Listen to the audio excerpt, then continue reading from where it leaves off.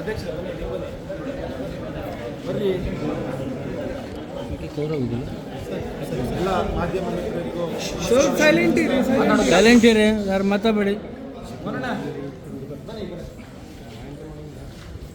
ಇವತ್ತು ಕರ್ನಾಟಕ ರಕ್ಷಣಾ ವೇದಿಕೆ ಸ್ವಾಭಿಮಾನಿ ಬಣದ ವತಿಯಿಂದ ಮತ್ತು ಗತ್ಗಾಲ್ ಭಾಗದ ಎಲ್ಲ ಗ್ರಾಮಸ್ಥರ ಪರವಾಗಿ ಸಿರ್ಸಿ ಕುಮಟಾ ರಾಜ್ಯ ಹೆದ್ದಾರಿ ಏನಿದೆ ಇದರ ಕಾಮಗಾರಿ ಶುರುವಾಗಿ ಈಗಾಗಲೇ 7 ವರ್ಷ ಕಳೆದಿದೆ.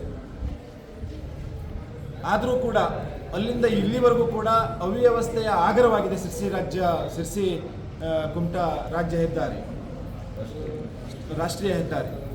ಇವತ್ತು ಪರಿಸ್ಥಿತಿ ಅಲ್ಲಿ ಓಡಾಡಲಿಕ್ಕೆ ಆಗದೇ ಇರತಕ್ಕಂಥ ರಸ್ತೆ ನಿರ್ಮಾಣ ಆಗಿದೆ. 4-5 ವರ್ಷಗಳಿಂದ ಏನು RNS ಕಂಪನಿ, ಗುತ್ತಿಗೆ ಪಡೆದ RNS ಕಂಪನಿ ಕಾಮಗಾರಿಯನ್ನು ಮಾಡ್ತಾ ಇದೆ. ಅದರಿಂದ ಜನ ಇವತ್ತು ರೋಸೆದ್ದು ಹೋಗಿದ್ದಾರೆ, ಅಂದರೆ ನೋವನ್ನು ಅನುಭವಿಸ್ತಾ ಇದ್ದಾರೆ. ಆ ಧೂಳು ಮತ್ತು ಇವರಿಂದ ಆಗ್ತಾ ಇರ್ತಕ್ಕಂಥ ತೊಂದರೆಯನ್ನು ಸಹಿಸಿಕೊಳ್ಳಿಕ್ಕಾಗದೆ ಹಲವಾರು ಬಾರಿ ರಸ್ತೆಗಿಳಿದು ಹೋರಾಟ ಮಾಡಿದ್ದೇವೆ.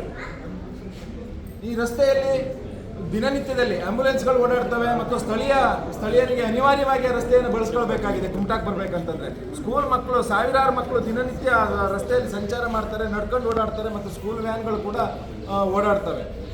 ಇಷ್ಟೆಲ್ಲ ಸಮಸ್ಯೆ ಅರಿವಿದ್ದು ಕೂಡ ಈ ಕಂಪನಿಯ ಒಂದು ಕಾಮಗಾರಿಯ ಒಂದು ಕೆಲವು ಕಡೆ ಮಾಡಿದಂಥ ಅವೈಜ್ಞಾನಿಕತೆಯನ್ನು ಈಗ ಹಲವು ಬಾರಿ ಮನವಿಯ ಮೂಲಕ ಸರ್ಕಾರಕ್ಕೆ ಮುಟ್ಟಿಸಿದ್ದೇವೆ, ಸಂಬಂಧಪಟ್ಟ ಅಧಿಕಾರಿಗಳಿಗೆ ತಿಳಿಸಿದ್ದೇವೆ. ಸಂಬಂಧಪಟ್ಟ ಜನಪ್ರತಿನಿಧಿಗಳನ್ನು ಮತ್ತು ಈ ಅಧಿಕಾರಿಗಳನ್ನ ಎಲ್ಲರನ್ನ ಸೇರಿಸಿ ಒಂದೆಡೆ ಸೇರಿಸಿ ಸಭೆ ನಡೆಸಿ, ಇಲ್ಲ ನಮಗೆ ಆಗ್ತಾ ಇರ್ತಕ್ಕಂಥ ಸಮಸ್ಯೆಯನ್ನು ಪರಿಹಾರ ಮಾಡಿಕೊಡಿ ಅಂತ ಕೇಳಿದಾಗ ಈ NHI ಅಧಿಕಾರಿಗಳು, RNSನವರು ಮತ್ತು AC ಮೇಡಮ್ ಅವರು, ಹಾಗೆ ನಮ್ಮ ಶಾಸಕರು ಮತ್ತು ಸ್ಥಳೀಯ